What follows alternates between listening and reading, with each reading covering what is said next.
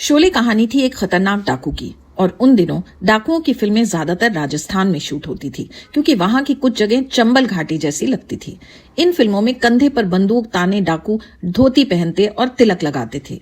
रमेश सिप्पी को इनमें से कुछ भी शोले में नहीं चाहिए था। उन्होंने अपने आर्ट डायरेक्टर राम येडेकर को बुलाया और बोले, सबसे पहले तो मुझे ऐसी कोई जगह ढूंढ कर दो जहां दूर दूर तक कुछ ना हो, कोई ना हो। मुझे ठाकुर की कोठी ऊंचाई पर बनानी है, इसलिए लोकेशन में हाइट होनी चाहिए। राम येडेकर ने रमेश सिप्पी से 1 महीने का समय मांगा और अपने ड्राइवर और कुक को लेकर साउथ इंडिया निकल गए। बैंगलोर और मैंगलोर के आसपास सैकड़ों लोकेशंस देखी, कई रातें गाड़ी में सोकर बिताई और आखिर पहुंचे रामनगर, जहां उन्होंने कभी एक अंग्रेजी फिल्म की शूटिंग में हिस्सा लिया था। गाड़ी थोड़ी ही दूर जाकर रुक गई क्योंकि आगे का रास्ता पैदल का था। वहां जाकर येडेकर ने ढेर सारी फोटो खींची और फिर रमेश सिप्पी को फोन किया, आ जाइए, लोकेशन मिल गई है। सिप्पी फौरन रामनगर पहुंचे और उस जगह को देखा तो देखते ही रह गए। आकाश को छूती बिल्डिंगों जितनी बड़ी काली चट्टानें, छोटी छोटी पहाड़ियां और दूर दूर तक फैली बंजर जमीन, यही तो चाहिए था उन्हें। लेकिन अब शुरू होने वाली थी असली मशक्कत। रामनगर के इस सुनसान और बयाबान इलाके में कुछ खेतों और झोपड़ियों को छोड़कर कुछ भी नहीं था। सिप्पी को एक एक चीज बनवानी पड़ी और इसमें बेशुमार खर्चा आया, कड़ी मेहनत लगी।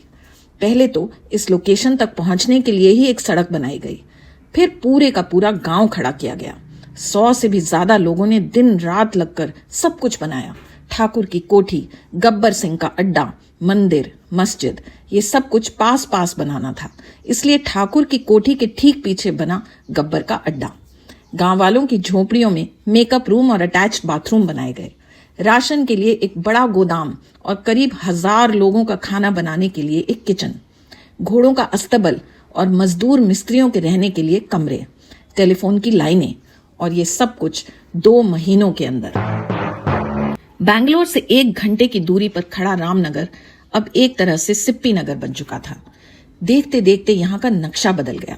जहां कभी मीलों तक कुछ नहीं था, वहां अगले 500 दिनों तक ट्रेन, घोड़े, सईस, बंदूक, गोलियों की आवाज, camera, generator, actors, junior artist, makeup staff, fighters, dancers, spot boys, इन सब का हुजूम लगा रहा।